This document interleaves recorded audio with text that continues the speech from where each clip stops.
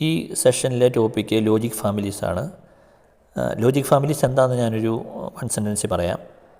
നമ്മൾ ഈ ഗേറ്റുകളെക്കുറിച്ചൊക്കെ പഠിച്ചിട്ടുണ്ടല്ലോ, ലോജിക് ഗേറ്റ്സുകളൊക്കെ പഠിച്ചിട്ടുണ്ട്, അതിൻ്റെ സിമ്പിളൊക്കെ പഠിച്ചിട്ടുണ്ട്. പക്ഷേ ഇതെല്ലാം നമ്മൾ ഡിസൈൻ ചെയ്യുന്നത് ഇലക്ട്രോണിക് കമ്പോണൻസ് ഉപയോഗിച്ചാണ്. റെസിസ്റ്റർ, കപ്പാസിറ്റർ, ട്രാൻസിസ്റ്റേഴ്സ്, പിന്നെ ഫീൽഡ് എഫക്റ്റ് ട്രാൻസിസ്റ്റേഴ്സ്, ഇതൊക്കെ ഉപയോഗിച്ചാണ് അത് ഡിസൈൻ ചെയ്യുന്നത്. അപ്പം ആ കാറ്റഗറി നമുക്ക് പല രീതിയിൽ നമുക്കിത് ഡിസൈൻ ചെയ്യാം. ഇപ്പം നമുക്ക് ഒരേ ട്രാൻസിസ്റ്റർ തന്നെ ഒരേ ലോജിക് ഗേറ്റ്സ് തന്നെ പല ഡിസൈനിൽ ചെയ്യാം. ഇപ്പോൾ ആൻഡ് ഗേറ്റ് എന്നുള്ള ഗേറ്റ് നമുക്ക് പല രീതിയിൽ ചെയ്യാം. അതിനെയാണ് ലോജിക് ഫാമിലീസ്. ഓക്കെ, ഇനി അതിൻ്റെ ക്യാരക്ടറിസ്റ്റിക്സിൽ വരുന്ന 4 അല്ല 5 മെയിൻ ക്യാരക്ടറിസ്റ്റിക്സിൻ്റെ ഹെഡിങ് ഞാൻ പറയാം. ഒന്ന് പ്രൊപ്പഗേഷൻ ഡിലേ, ഓക്കെ, TPD എന്ന് പറഞ്ഞിട്ടുണ്ട്. രണ്ടാമത് പവർ ഡിസിപ്പേഷൻ, മൂന്നാമത്തത് ഫിഗർ ഓഫ് മെറിറ്റ്, നാലാമത്തത് ഫാൻ ഔട്ട്, അഞ്ചാമത്തത് നോയ്സ് മാർജിൻ, ആറാമത്തെ വിട്ടേക്കുക, ഏഴാമത്തത് ഫാൻ ഇൻ. ഓക്കെ, അപ്പോൾ ഒന്നുകൂടെ ഞാൻ പറയാം. Propagation delay, power dissipation, figure of merit, fan out, fan in, noise margin. ഇതിനെക്കുറിച്ച് വളരെ ബ്രീഫായിട്ട് ഞാനൊരു ഡിസ്ക്രിപ്ഷൻ തരുവാണ്. പ്രൊപ്പഗേഷൻ ഡിലേ എന്ന് പറഞ്ഞു കഴിഞ്ഞാൽ നമ്മളിവിടെ ഒരു നോട്ട് ഗേറ്റ് നമുക്ക് കാണാൻ പറ്റും. നോട്ട് ഗേറ്റിൻ്റെ പടം കണ്ടോ നിങ്ങൾ? അതിൽ A എന്ന് കൊടുത്തിട്ടുണ്ട്, ഔട്ട്പുട്ടിൽ A ബാർ നമുക്ക് കിട്ടുന്നുണ്ട്. അപ്പം ഇൻപുട്ടിൽ നമ്മളൊരു വാല്യൂ കൊടുക്കുവാണ്. 0 കൊടുത്തു കഴിഞ്ഞാൽ ഔട്ട്പുട്ടിൽ 1 കിട്ടും. പക്ഷേ ഈ 0 കൊടുത്തിട്ട് ഔട്ട്പുട്ട് കിട്ടാൻ വേണ്ടി നമുക്ക് കുറച്ച് സമയം എടുക്കത്തില്ലേ? ആ സമയമാണ് പ്രൊപ്പഗേഷൻ ഡിലേ.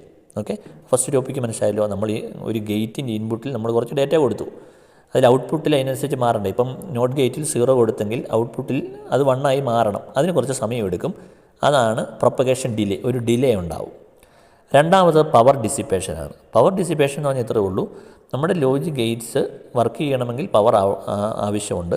അപ്പം ആ ലോജിക് ഗേറ്റിൽ, ആ സർക്യൂട്ടിൽ എത്രമാത്രം പവർ ഡിസിപ്പേറ്റ് ചെയ്യുന്നുണ്ട്, അതാണ് പവർ ഡിസിപ്പേഷൻ എന്ന് പറയുന്നത്. സോ അതിലൊറ്റ sentence indicates power dissipation by logic gate. Okay, ഇനി അടുത്ത ടോപ്പിക്ക് എന്ന് പറഞ്ഞാൽ figure of merit. Figure of merit എന്ന് പറഞ്ഞാൽ ഇത് രണ്ടും കൂടെ മൾട്ടിപ്ലൈ ചെയ്യുന്നതാണ്. ഏതൊക്കെ? പവർ ഡിസിപ്പേഷനും പ്രൊപ്പഗേഷൻ ഡിലേയും കൂടെ മൾട്ടിപ്ലൈ ചെയ്ത് കഴിഞ്ഞാൽ ഫിഗർ ഓഫ് മെറിറ്റ് കിട്ടി. എന്ന് പറഞ്ഞാൽ ആദ്യത്തെ രണ്ടെണ്ണം മൾട്ടിപ്ലൈ ചെയ്ത് കഴിഞ്ഞാൽ ഫിഗർ ഓഫ് മെറിറ്റ് കിട്ടി. അടുത്തത് ഫാൻ ഔട്ട്.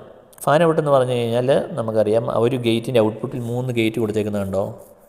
അപ്പം ഫാൻ ഔട്ട് എന്ന് പറഞ്ഞാൽ ഇത്രയേ ഉള്ളൂ, ഒരു ഗേറ്റിൻ്റെ ഔട്ട്പുട്ട് എടുത്ത് അടുത്ത എത്ര ഔട്ട്പുട്ട് സ്റ്റേജിലേക്ക് നമുക്ക് കണക്ട് ചെയ്യാൻ പറ്റും, അതാണ് ഫാൻ ഔട്ട്. ഓക്കെ, അപ്പോൾ അതിനൊരു ലിമിറ്റുണ്ട്. കൂടുതൽ എണ്ണം കണക്ട് ചെയ്ത് കഴിഞ്ഞാൽ ആ സർക്യൂട്ട് പ്രോപ്പറായിട്ട് വർക്ക് ചെയ്യത്തില്ല. അതിൻ്റെ മാക്സിമം ലിമിറ്റ്. ഇപ്പോൾ ഈ കേസിൽ ഈ ഫിഗർ വെച്ചിട്ട് പറയുവാണെങ്കിൽ ഈ ഒരു നാൻഡ് ഗേറ്റിൻ്റെ ഔട്ട്പുട്ടിൽ 3 ഗേറ്റ് കണക്ട് ചെയ്തിട്ടുണ്ട്. അപ്പോൾ ഇതിൻ്റെ ഫാൻ ഔട്ട് എന്ന് പറയുന്നത് 3 ആണ്. ഓക്കെ, ഇനി അതുപോലെ തന്നെ നമുക്ക് ഫാൻ ഇൻ, ഞാൻ പെട്ടെന്ന് തന്നെ ഫാൻ ഇന്നിലേക്ക്. ഫാൻ ഇൻ എന്ന് പറഞ്ഞു കഴിഞ്ഞിട്ടുണ്ടെങ്കിൽ ഒരു ഗേറ്റിൻ്റെ ഇൻപുട്ടിൽ എത്രമാത്രം കണക്ട് ചെയ്യാൻ പറ്റും. ഫാൻ ഔട്ട് എന്ന് പറഞ്ഞാൽ ഔട്ട്പുട്ടിൽ എത്രമാത്രം കണക്ട് ചെയ്തെന്നുള്ളതാണ്. ഇനി ഒരു നാൻഡ് ഗേറ്റിൻ്റെ തന്നെ ഇൻപുട്ടിൽ എത്രമാത്രം ഇൻപുട്ടുകൾ കണക്ട് ചെയ്യാൻ പറ്റും, അതാണ് ഫാൻ ഇൻ എന്ന് പറയുന്നത്. അപ്പോൾ ഈ കേസിൽ നാൻഡിൻ്റെ ഇൻപുട്ട് 2 എണ്ണമാണ്, അതുകൊണ്ട് അതിൻ്റെ ഫാൻ ഇൻ എന്ന് പറയുന്നത് 2 ആണ്. ഇനി നോയ്സ് മാർജിൻ എന്ന് പറഞ്ഞു കഴിഞ്ഞാൽ നമ്മുടെ ഈ സർക്യൂട്ടുകളിലെല്ലാം, ഇലക്ട്രോണിക് സർക്യൂട്ട്സ് എല്ലാം നോയ്സ് ഉണ്ടാകുന്നുണ്ട്. ഓക്കെ, അപ്പം നമ്മൾ ഐഡിയലി എന്താണ് പ്രതീക്ഷിക്കുന്നത്? ഒരു നോട്ട് ഗേറ്റിലേക്ക് 0 കൊടുത്തു കഴിഞ്ഞാൽ ഔട്ട്പുട്ടിൽ എന്ത് വരണം? 1 വരണം. ഓക്കെ, അപ്പം നോയ്സ് വളരെ കൂടുതലാണെന്നുണ്ടെങ്കിൽ ഇത് പ്രോപ്പറായിട്ട് ഔട്ട്പുട്ട് കിട്ടണമെന്ന് നിർബന്ധമില്ല. ഇപ്പോൾ ഒരു ആൻഡ് ഗേറ്റിലാണെങ്കിൽ 2 ഇൻപുട്ടും 1 ആണെങ്കിൽ ഔട്ട്പുട്ട് 1 ആയിരിക്കണം, ബാക്കി എല്ലാ കേസിലും 0.